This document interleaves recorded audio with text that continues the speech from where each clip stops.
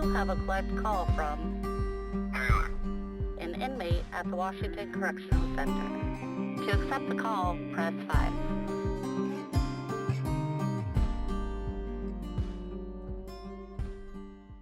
There's nothing like waking up to the sound of clacking and buzzing as the doors crack in the morning after count clears. Waking up to the reality of life in prison. For some, it's just a stop along their journey, a milepost, an experience. For others, it is a revolving door, in and out, and that's their way of life, stuck in the cycle, pulling and eating away at them. And then for some, it becomes their destination, as the hammer came down and that judge issued them a death sentence. The slow way, by way of life in prison. This is The Life of a Lifer by Taylor Conley. Keep on walking down the line. Keep on walking down the line. Keep on walking down that street. Keep on walking down the line. Hello, friends and family. How you doing today? Well, I'm back with another wonderful episode of Life of a Lifer. This is Taylor Conley here. Today, before we get into our interview, we got a cool dude on the line today that is somebody who spent time inside and got out and has done some wonderful things with his life, learned some lessons, and really opened his eyes to a whole world that he didn't have a clue to before he went inside. So I'm really anxious and excited about hearing from our guest today. But really what I want to talk to you about at this time, though, is just the holidays. We just went through the holiday season, and I know I talked a little bit before about this, but for me it was a difficult time. It's a difficult time to be away from people, to be away from families, and then going through, I don't know, for me it was kind of melancholy-like this year. More difficult than others for whatever reason, I'm not sure. But, you know, getting through times of hardness is something that is difficult. You know, not just for somebody incarcerated, but somebody out there. But we're talking about the life of a lifer right now, and I had some very, very hard times that weighed on me. Like, I don't know, I almost felt like giving up, and that was the first time I felt like that for a long time, ever since I've been, you know, on a journey of doing good and positive stuff and making different decisions in my life and turn things around. I felt like maybe it was too much. And it was funny because that's a question that I was asked not too long ago, and something that I really value is about never giving up. You know, I've talked to people about that a lot over the years, and I've spoke about it a lot, but I got to where things were built up so much and so many different angles of stuff going on that the thoughts crossed my mind of just throwing in the towel and saying, you know what, this is too much. Like, I don't know if I can really do all this stuff. And, you know, I'm just a dude that's serving life in prison. I'm not going to be able to ever get out of here. And I just want to thank people that are there, that are strong for me, that supported me, because, you know, a lot of people don't have that kind of support.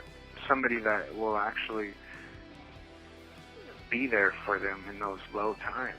And that's why a lot of people do give up.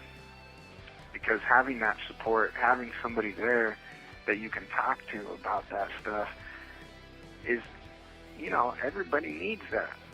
Whether you're in here or out there, but the magnitude of these things are a little bit more amplified when you're confined and you're just away from everybody and everything, and just around the same people in here who a lot of people don't care. And there's a lot of negativity surrounding you. So when you're trying to do something positive, a lot of times that gets brought down because people don't really care. So I just, I had some people that were there for me when, and I opened myself up, and man, I went through some difficult times, but you know what, that's overcoming that and being able to communicate is what got me through these hard times. So I not only want to say that I thank those people that are there for me, I also want to say that if people are going through difficulties and struggles within themselves or within their surroundings or whatever's going on, that opening up and talking to somebody about it can really help you, and being able to find somebody that's supportive of you no matter what is very valuable. So, I encourage people to really reach out to somebody that's incarcerated, or just reach out to somebody in need and be that person that's there for you. Because they can also be there for you.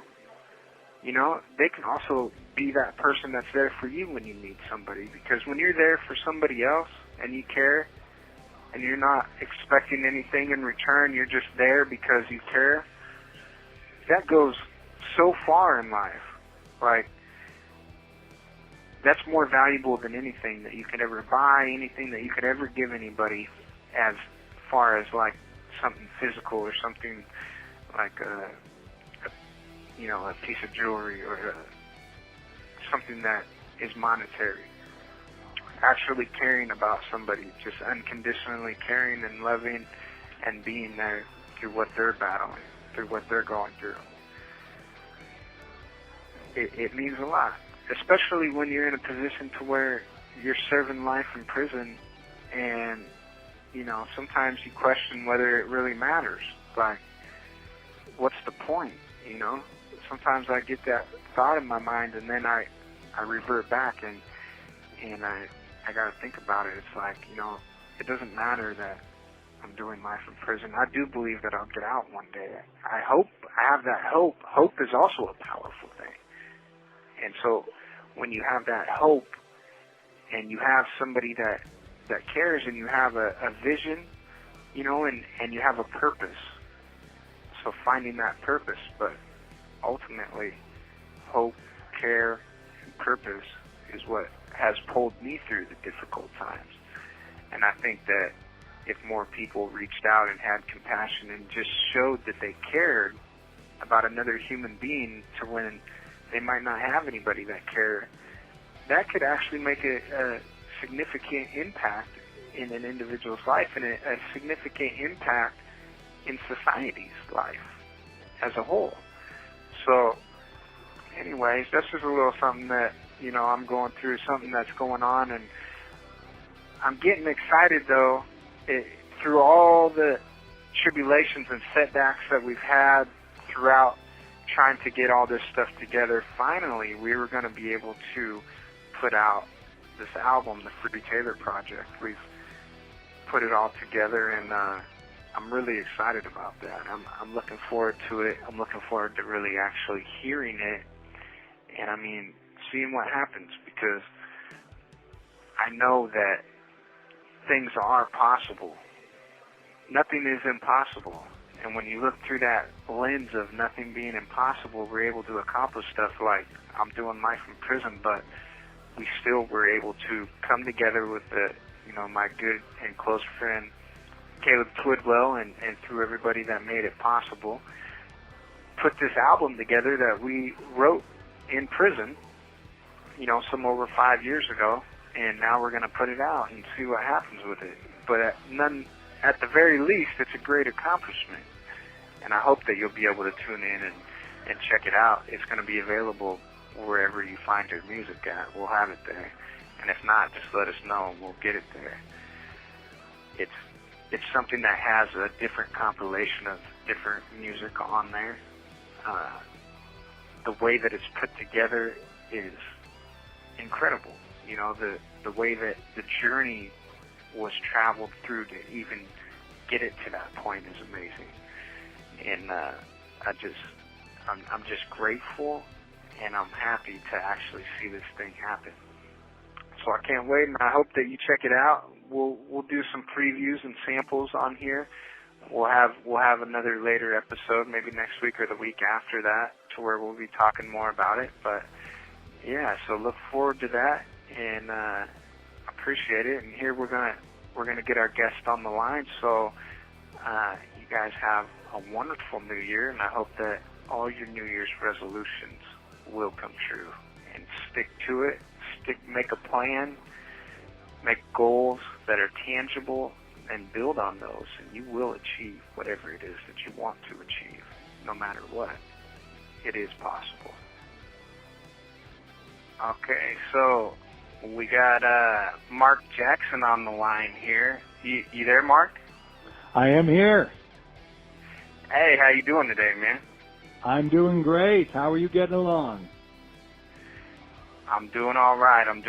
It's the, new year, new things going on, and I'm appreciative of you coming on our show today. This is the life of a lifer. I'm serving a life without the possibility of parole sentence, and just striving towards being able to do good things while still in prison, but making an impact on not only my surroundings, but potentially the world out there, so that people just, like myself and others, aren't forgotten about. And so from what I understand, you've done some time yourself, and I'd like to just hear about your story and your experiences and how you've gotten out from being in prison, being incarcerated, to entering back into society, and what you've done to,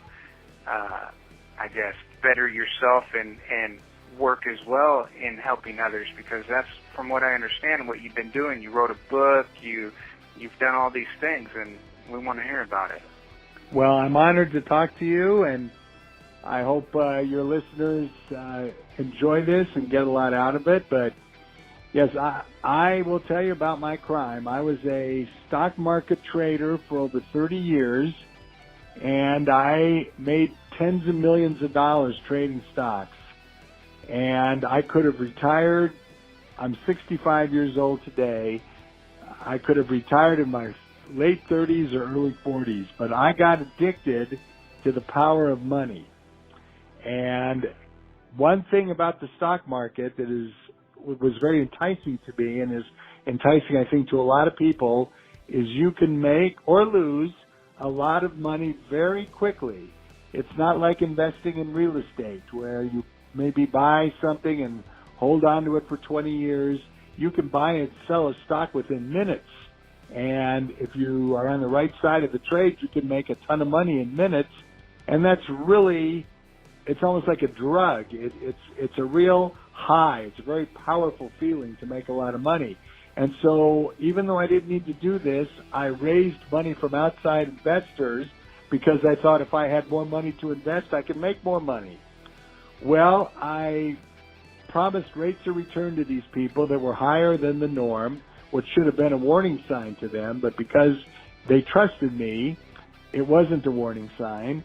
And when the financial crisis hit in 2007, 8, and 9, I, in essence, turned my business into a Ponzi scheme, where I couldn't make any money, but people were asking for money, and so I was, in essence, paying people money that was somebody else's money. I didn't know whose it was, and I didn't care. I just wanted to get through that period, and hopefully things would turn around, and I could trade my way out of the mess, and nobody would know the difference. Well, that never did happen. And so I ultimately got indicted on 59 counts by a Denver grand jury. I'm in Denver, Colorado, and I pled guilty to one count of racketeering under the Colorado Organized Crime Act. And I was very defiant at that time. This was late 2009, early 2010. I took a plea deal. The plea deal was from 0 to 20, meaning I could have walked, or I could have gotten up to 20 years. I focused on walking. I didn't think I had done anything wrong. A lot of white-collar criminals never think they do anything wrong. And I got sentenced to 15 years in prison. And completely shocked. and I was sent to a prison in Colorado called the Buena Vista Correctional Facility. The nickname is the Thunderdome because it was full of violent gang members, fights, stabbings, killings, and me, a white 55-year-old man at the time, white-collar criminal who'd never even gotten a parking ticket before. Needless to say, I was scared to death, and as soon as I walked into that prison, I was immediately classified as a chomo, a child molester, because of my looks. But the one thing that saved me is that I had a minimus, a description of my charges, and it said that I was a white-collar criminal convicted of racketeering under the Colorado Organized Crime Act. All of a sudden, I was treated with respect. And I had to keep earning respect by learning how to be a good inmate. But that happened at a later time because within 6 weeks of me being incarcerated, I contracted a flesh-eating disease called necrotizing fasciitis. And I had to plead with the officers to get me help. And at first they were screaming and yelling at me. I was working in the kitchen. And until I collapsed on the floor of the kitchen, they thought I was just, trying to get out of work. And, I got rushed to the hospital. And next thing I know, I'm in a hospital in Denver. I had died on the operating table and had to was flown on a Flight for Life helicopter to a hospital in Denver where I was hanging on to life and death. It was a tight little rope there. And this nurse said to me, she said, one of the ways you're going to live is if you want to live. Well, at the time, I wasn't sure I wanted to live because I had this 15-year sentence. I had a $21 million restitution. I didn't know if my family or friends would be with me. So I thought maybe it'd be easier to die. But then I thought, you know what? I can't go out like this. I can't leave this legacy to my family. So I'm going to fight to live. And I remember kind of relaxing and saying, well, if I do die, I at least made the decision that I wanted to fight. Well, it took me 9 months to recover and was ultimately sent to a prison in Sterling, Colorado, another very violent place. But I ultimately learned how to be a really good inmate. I learned how to get along with people, and I became a tutor, and I helped over 100 men get their GED. And the feeling of satisfaction I got from that was better than any amount of money ever provided me. So I started to learn what it was like to be a real human being. And I ultimately served 4 years, 7 months of my 15-year sentence, spent 9 months in a Denver halfway house, about a year on an ankle bracelet, 2 years on parole, and now I've killed my number. And I am devoting the rest of my life to trying to educate the public about just because someone's in prison, you can't forget about them. Because everybody has got the ability to change if they want to. There's a phrase that I always went by, and you might have heard it before. Prison is a university for the wise man and a playground for the fool. And I always use prison as a tool to better me, better myself, take responsibility for what I did, and to better others. And now I use what I learned in prison. I go back to prisons. I talk to inmates about the struggles of when they get out, how hard it is to reacclimate into society, but it's worth all those struggles. Freedom, you have to want to have freedom, and that want of freedom has to be greater than the frustration you're going to feel. And I am actually meeting with the head of the Department of Corrections on Monday and see how I can get further involved. But I really am going to I have to make a living as well, so I've got some other interests going on, but my main focus in life is to educate the public that these men, they all deserve second chances. And, if somebody keeps going back 5, 6, 7 times, well, maybe that's a different story. But these are men that deserve a second chance, and many of them, if they get that second chance, are going to be productive citizens, great workers. They could be great family people, but people have to want to help them, and I'm trying to do my part to make that happen. Wow, Mark, that's a quite compelling story you got there. I really got captivated by it, man. Well, that was the Cliff Notes version, man, because I know we don't have a ton of time. I do have a book that I wrote in prison called Greed, Survival, Redemption, How Dying in Prison Saved My Life. And I wrote 95% of that in prison. And that wasn't easy to do because, you know, my book's about 400-some pages, so I couldn't send a whole lot of pages out through the mail in prison because if I sent them, you know, the guards might say, what is this? I might open it up, read it, and toss it. So I had to send 2-3 sheets of paper a day for like 2 years to get it to my family. And but wow. so that's how that happened. But so your book's out right now, then? The book is out now. You can buy it on Amazon. It's on BarnesandNoble.com. You can buy it in paperback on Amazon or buy the Kindle version where you could read it on your phone or computer. It's also in a bookstore, if anyone in Denver is listening to this, called The Tattered Cover, which I'm honored to have it there because that's pretty tough to get your book in there. And it's been out since April of this year, and I don't know how well it's selling. I think it's doing okay, but most importantly, it's a legacy for my family, and it's anybody that reads it will learn about how I changed and how I'm not the only one that can change. Lots of people can change. So I'm thrilled. I don't care if I make a dime on the book. I just want it out there for people to learn about what it is to be in prison and what it is to do your part to get out and become a better person.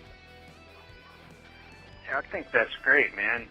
I can't wait to get it, actually. I'm going to go ahead and order it myself because great. I would like to hear the more in-depth story that you're talking about.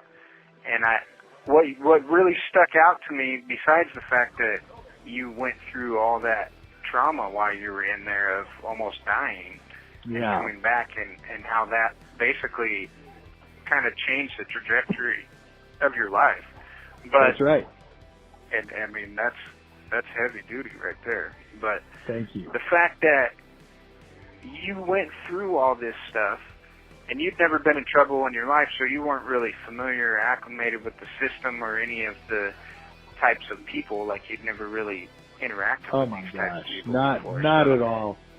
Not at all. So you were just kind of learned all this as you were going. Oh my gosh! You were able to see the fact that people can change. I mean, you're living proof of that yourself. But you were able to see these guys who have been in the system for a long time, and I'm sure that you ran across people that were serving life sentences.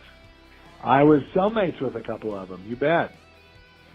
And so the fact that they have life sentences in America and there is no opportunity for these individuals to get out or even have a second chance is something that we talk about a lot on this show because we're showing examples of people that can change. And a lot of these people, they were very young when these incidences took place that wound them up in prison, whether they did it or didn't do it, but were just in the wrong place, the wrong people, the wrong timing, or, they're guilty of sin, but yet somewhere along the way that they have grown and been able to make these changes, and now just there is no opportunity for them. There is no option. So it's really tough, and I came to prison as a 55-year-old man, and I thought, well, my gosh, if I served my whole 15 years, I may die in here. And, and I was interacting with people from all the gangs and the white supremacists. And, again, I had never even gotten a parking ticket before. And I just learned real quickly that I had to adapt and respect everybody. But it's true. If you commit a crime and you're a youngster, there are a lot of young people. I have 2 boys that are now grown with kids. But when they were young, they did a lot of stupid stuff, and they just didn't. They didn't go to an extreme, but everybody when they're young, I mean, it's how you grow into a man or a woman. You make mistakes, and you shouldn't be branded for the rest of your life. There should be some kind of opportunity to prove to the outside world that you can be a productive citizen. And that's we have a new prison chief here in Denver or in Colorado, and he came from Alaska, and he is a very progressive man. And I saw a play on December 12th called A Christmas Carol, and it was put on by inmates at the Colorado Women's Prison. And after the play, these women had to get back in their prison gear, garments, because they're incarcerated. We were at the University of Denver, the campus, so they were allowed to travel from the prison to this campus. There were cops everywhere, of course, but they did an unbelievable job. And then afterwards in the Q&A, they were just saying, this is so amazing that I was given an opportunity to prove to you, the audience, that I can be somebody, that I have a skill, that I can express myself and entertain you guys. And it was touching. I mean, it brought a tear to my eye. And, you know, they're saying the same thing. We just need a chance. Yes, we made a mistake. We need a chance. And it's quite a deal. And the way this play was put on is because our new prison chief allowed it to happen. And I'm going to meet with him Monday, and I'm going to see what I can do. But we need more people like that believe in you guys and me. It's humanity, you know. At the core of it, it's just humanity. That's right. And not just lock people up and forget about them. Forget about them. And now, that's not there the are answer. some people. Yeah, I imagine there are some people that deserve to be locked up forever. I mean, there are some really, mentally unstable people. There are people that don't want to be productive. There are people that get out and commit horrible crimes a week or two after they get out. I mean, that's one thing. But people that absolutely want to change need to have the opportunity to do so. And that is what we're advocating for here is not that everybody gets out, it's that there's an opportunity for everybody to get out. That if they've demonstrated these things, that there is an opportunity available, and if they screwed that up, then they would never get back out again. No, then that's on them. Yeah. I guess the only thing, excuse me, but we have a governor in Colorado who's also very progressive. He just pardoned 4 guys and commuted the sentence of 4. Now, that's just 8 inmates out of I don't know how many thousands in the state system. But one of the guys that he commuted a sentence is a guy I was in prison with, and he was also a white-collar criminal. And the guy is a very smart man, and he made some really bad choices, but he deserved it. He had a life sentence because he went to trial and lost, but the governor commuted his sentence, so he's going to be on parole no later than March. Well, you can't commute thousands of inmates, so there's got to be another way to get guys like you a chance, and somehow we got to figure that out. So in Washington, there is we've been trying to get parole because we don't have parole in Washington State. Oh, so I didn't know that. Okay. Yeah, a lot of people don't.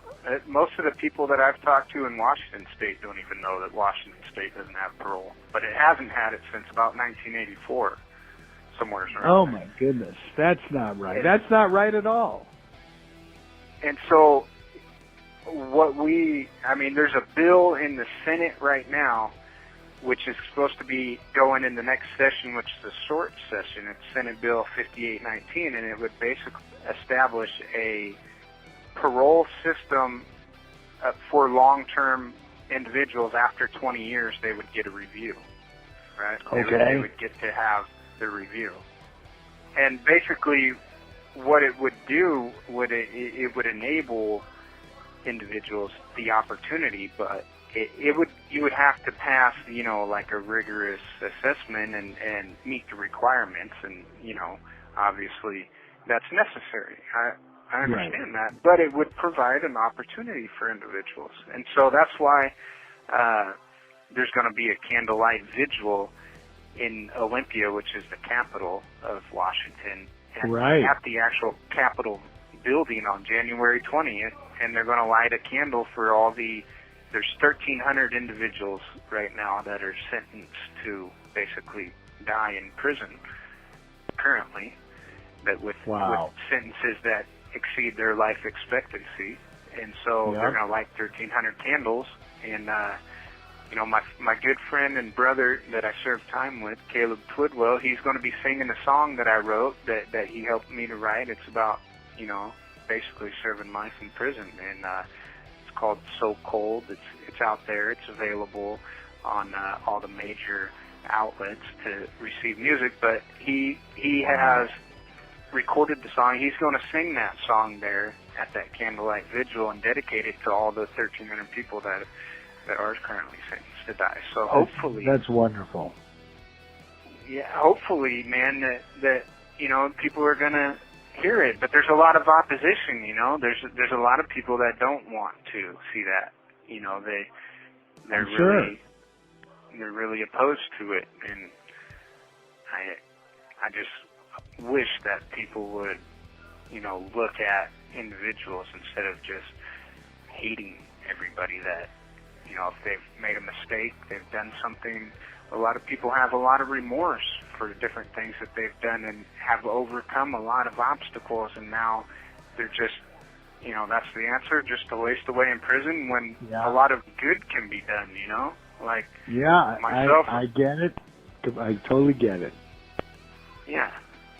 Like myself, I try to do all that I can to give back. You know, like I'm involved in different programs that mentor, different programs that are about self-repair, different programs that give. You know, I go and volunteer for making teddy bears. I do that every week. And I'm also going to be starting to make toys, and we give those away to children across the world. They get sent out. Thousands of bears every year we send out, and different toys that we donate to organizations to give to kids. You know, I've done that for years, and I love doing that because it feels good to give back, and it feels good to do good things like what you were talking about teaching people.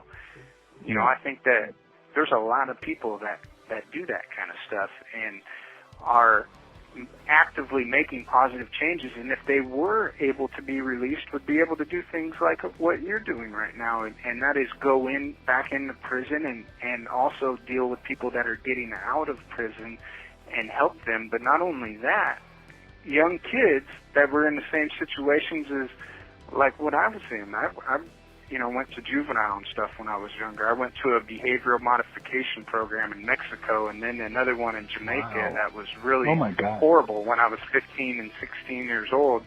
That really had, you know, that made a huge impact on my life and had you know, ramifications that, you know, brought me to a place to where I got myself in this situation. I don't blame that stuff, but these are existential mitigating factors that take place, and I'm just one example. There's thousands of examples out there of, you know, even millions, you know, with the system the way that it is, and it keeps growing.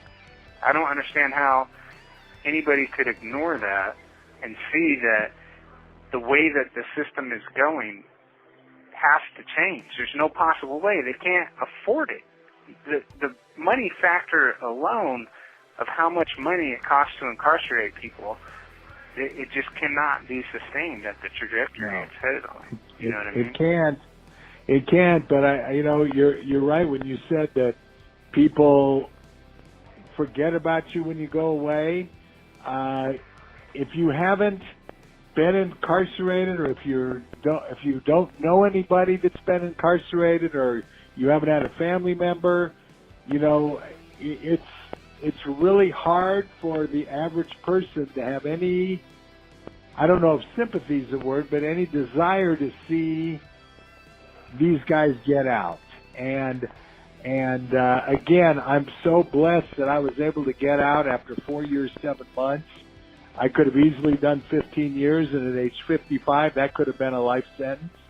But it's true. There's, so many people just say, well, I mean, I have people that I had a lot of visitors, which was really nice. And I would ask about certain people, and they would say, my visitors would say, well, they're not going to come to see you. They think you're a crook. Why would they want to come see you? Is what they're saying. And I say, well, I'm still Mark Jackson. I'm still a good guy. I'm doing things to better myself and better others. And, I got to thinking, well, I can't be angry at them for not wanting to come see me, but I was sure disappointed. But I think that's the way a lot of society feels, is that when you go away, it's like, well, you deserve it, just throw the key away and let them rot. Well, they have no idea what they're saying. By them saying that, they have no idea what they really are saying, because people do rot in there. People give up and they have no hope, and they rot, and that's so wrong. It's so wrong. We got to come up with some answers, and this is something everyone's been grappling with for a long time. But I think now, I think the word's getting out a little bit. It seems to be more at the forefront than it has been in my lifetime, that we need to do something about this. So I suppose that's a little bit of progress. Right. Yeah, I think that there has been a little bit of progress, but they're very slow, the people that actually have the power to do anything about it, to make a decision on it, because of, the political ramifications. That's right. Exactly right. That's right. It's very frustrating. All I can say, I mean, you do good every day, do good things every day, and you just have to have hope. And I'm sure you wake up every day with hope. I think when a person loses hope is when things go downhill.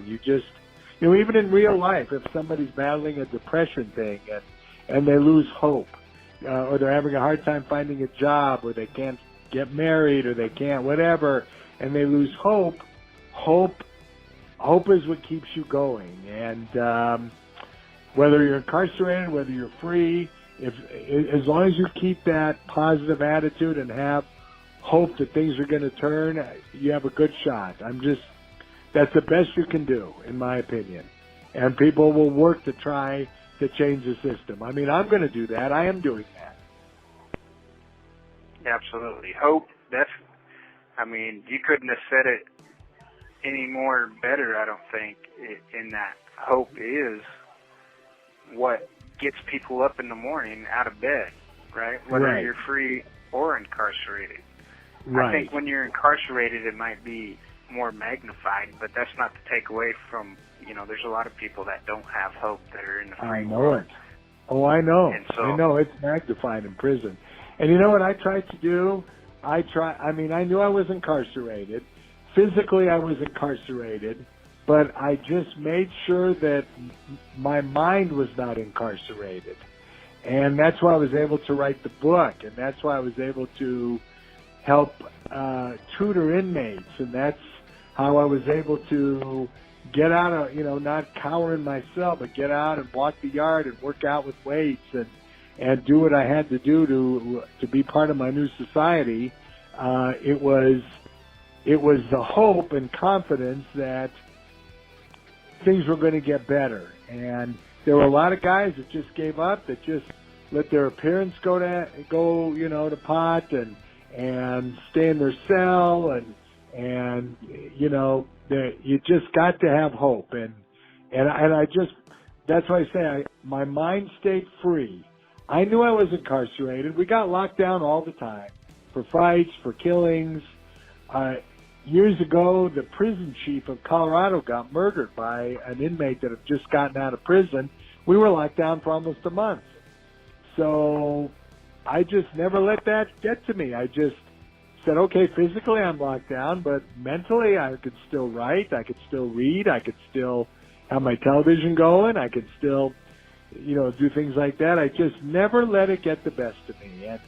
And that's a huge key why you're in there. But we got to do something to get guys like you out of there. That is definitely a huge key, and that's what led me to develop the ideas of what designed conviction is, and that's the platform that we've built and we're continuing to build. And we have 2 different magazine publications that we put out, and the one goes, it's called Inside Design Conviction Magazine. It goes out to prisons across the country, and basically what we do is we provide some services to people that would like them, but we also provide a platform for people who want to participate in their positive works, whatever it is that they do, whether they write, whether they do artwork, whether they do crafts, whatever it is that they do. And we offer a contest to where people can send their submissions in, and the winners get voted online on social media and stuff like that, and then they get published in the Outside Design Conviction magazine, which gets distributed in an actual magazine format as well as an online magazine format. Wow. On our different platforms as well. And so it provides an outlet to really cultivate that hope and give people hope to work towards something in the future and get credit for their crafts that they've done, that they've spent their time on, their books. We have a publication company. I wrote a book myself, my first one called The Convicted Entrepreneur, to where, I read that. give insight into how people can do stuff while incarcerated. They can actually do something productive and not have to get sucked into that world of just prison and not looking outside of just these prison confine walls. Right. So I just am trying to, I have that hope that will take off and go somewhere and be able to provide hope for others who don't, and something that was really rewarding is that in the last one, I think he actually won the contest with this thing. Oh, gosh, that's great. He sent in a piece of artwork that was like a guy inside of a cell, and he was just like basically trapped in there, and it was kind of a comic style deal, and it said basically that he had given up on hope and that he had asked God. He said, "God, I need to find a purpose," basically, and he said right shortly after that he got this magazine from Design Conviction under the door, and he found some type of a hope.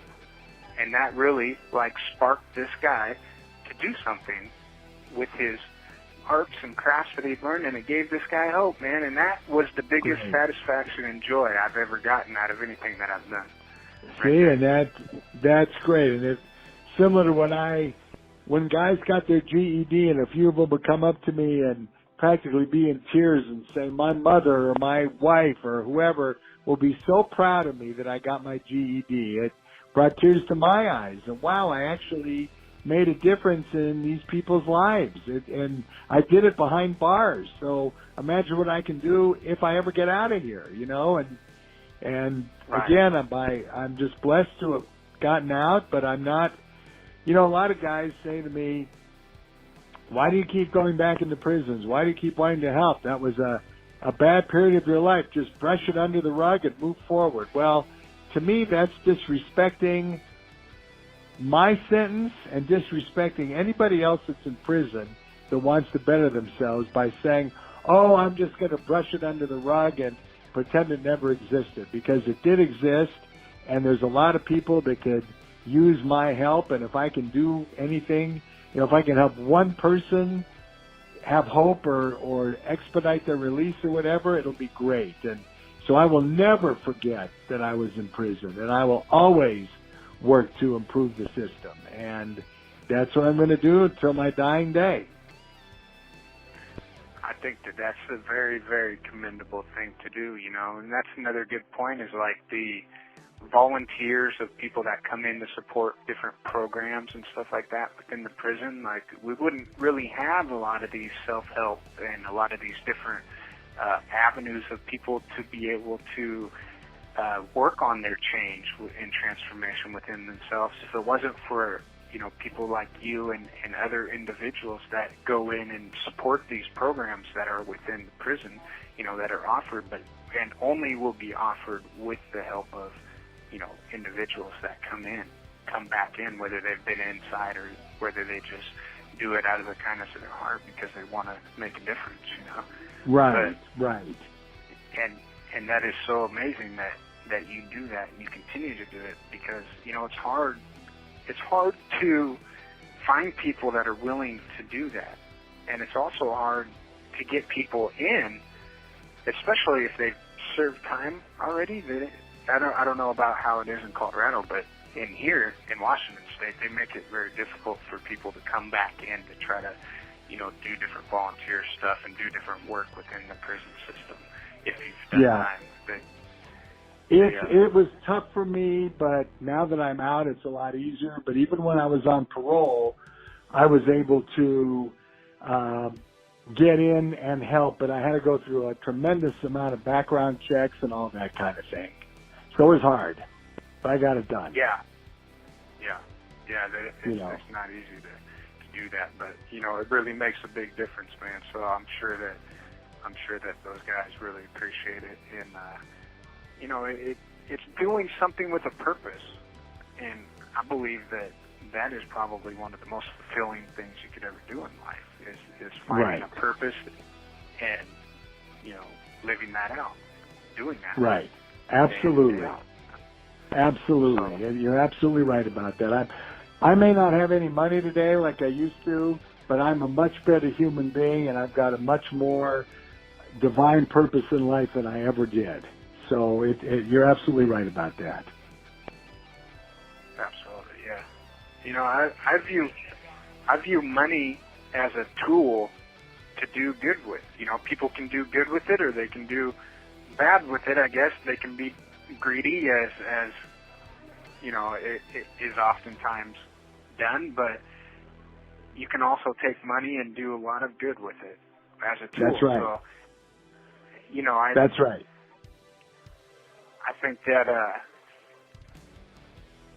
with stocks and all that stuff that you've been doing, if you ever are able to get back into that and you are able to make more money, I think that now you would have a different mindset about what you did with that money. I think you'd be able to do a whole bunch of good stuff with it, man.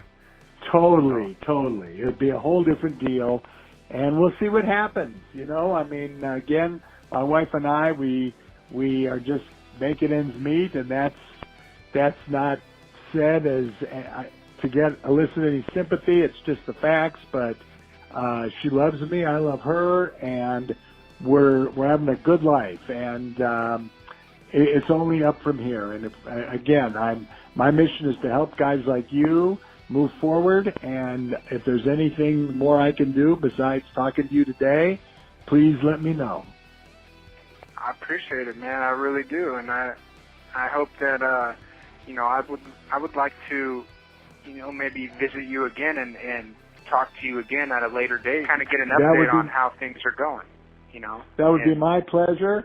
Just communicate with me via Twitter, like we did to get this set up, and I'll always be available for you. Okay. Absolutely, man. And we'll spread the word about your book, and I look forward to reading it. Yeah. Thank you so much, and I wish you a great 2020. And again, I'm always going to be here for you. Okay. Absolutely. All right, Mark. You have a great day, and appreciate it.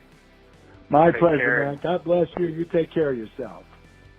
Bless you too, and have a great 2020 yourself, man. I think okay, it's looking man. up. Yeah, I agree. You take care. I look forward to talking to you again. All right. Take care. Bye-bye now. You bet. Bye.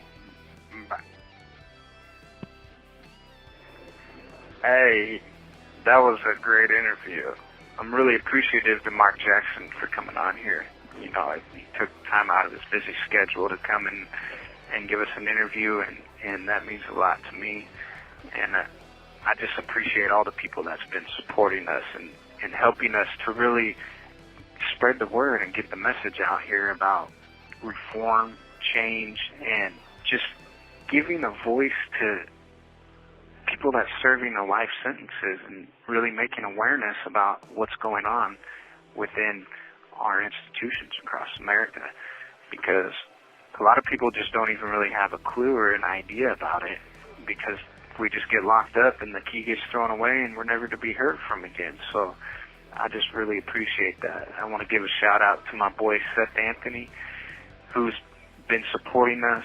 He's working with us and helping spread the word and get us out there, man. And he has his album dropping here real soon. Anytime, check him out. He's at Seth Anthony CM, as in Country Music, on Instagram. He's about to drop his album, 2020 Vision. You can check out his interview too. We interviewed him a few weeks back. He's on thelifeofalifer.com. And look forward to, at the end of this month, our magazine coming out. We got our 1 year anniversary edition of Inside Design Conviction, the magazine, which goes out to institutions across the country, but anybody is welcome to receive it if you get a hold of us on designconviction.com or hit us up on the Instagram at designconviction.com, as well as A Life of a Lifer on Instagram or Twitter or Facebook or wherever you want to get a hold of us at. We're out there, and we're just trying to do good things. We're trying to spread the word about the positive things that people are doing within these prison systems, and after they get out, like Seth Anthony, who did a whole bunch of time, and now he's a rising star in the music scene. I look forward to his album, and I hope that you go check it out as well. So, anyways, at this portion of the show, I like to answer a question, and I got a good question today. I got a question from somebody who wants to know about, like, what type of programming is available for you, as in, like, what type of stuff do you have in the rehabilitation department available to you? So, thank you for that question. And what I would like to say about that is there is programs available, and the problem with it is that the programs are usually based towards people who do not have long sentences. Most people that have long sentences, it's more difficult to get into programming. And I understand that there's a limited budget for that. However, in all the research I've ever done and everything that shows that the more people learn and get education, the more they are likely to get out and have success. So I feel like when we offer something as a community in here that is positive, that is educational, and teaches either skills or, something that modifies and is able to help you as a person, the more people that are able to participate in those programs are going to have much more likely chance of success. And the whole point of being incarcerated is supposed to be rehabilitated, which I think is lost in some aspects, and I hope is kind of gaining momentum, because I feel like people are starting to realize that and catch on that if we're going to spend money on locking people up, the best way to, in the end, make an impact on actually changing and not just locking people up and throwing away the key forever, like I was just talking about, is to do these type of things, to actually rehabilitate people and then give them the opportunity to get back out.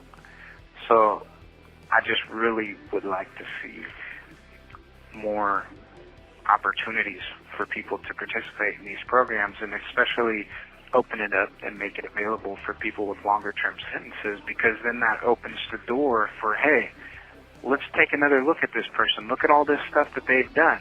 Now, it is possible, because, trust me, I've done a lot of stuff, but most of it is because I've been able to do it on my own, and I've been able to get into positions to get into these programs, and a lot of them were before they stopped offering them to people with longer term sentences. But now they have some outside stuff, which isn't necessarily funded by the Department of Corrections here. It's, outside sourced funding programs of education. And I've been able to get into some of that stuff. So I'm working on, a business degree, which is great. I am really happy to be able to do that. But I think that if the goal is rehabilitation, and we're working towards having some type of a system to where you're not just locking people up, you're actually trying to rehabilitate them, that more funds should be allocated towards that. And I do believe that that would be a wise investment into people, because it's been proven that the more education you have, the better off you are going to be, and a way less likely chance of ever coming back and doing the same thing. Because if you knew better, you would have done better, right? And so, it's also motivating people to actually want to get involved with that too. It's not just that, because there's people that are eligible for that stuff that don't ever do it, but at the same time, a lot of people would like to do it, but aren't provided the opportunity to be able to. And if they were, I believe we would have better results in the end on the rehabilitation factor. So anyways, there is the candlelight vigil that's going on January 20th in Olympia, Washington at the Capitol building. And it's going to be a candlelight vigil to represent the 1,300 individuals that are basically that they will die in prison. And so if you're in the area, you're able to attend, I encourage you to go out there. We want to bring away either parole or a second chance to where people can have the opportunity to be able to get evaluated and see if, hey, this guy has been rehabilitated. Let's go ahead and give him an opportunity to do something with his life instead of just wasting away in prison for the rest of it. Thank you so much for listening, and please come back and join us again. Next week we got a really fun guest coming on, so I look forward to it. Take care. Bye-bye. Keep on walking.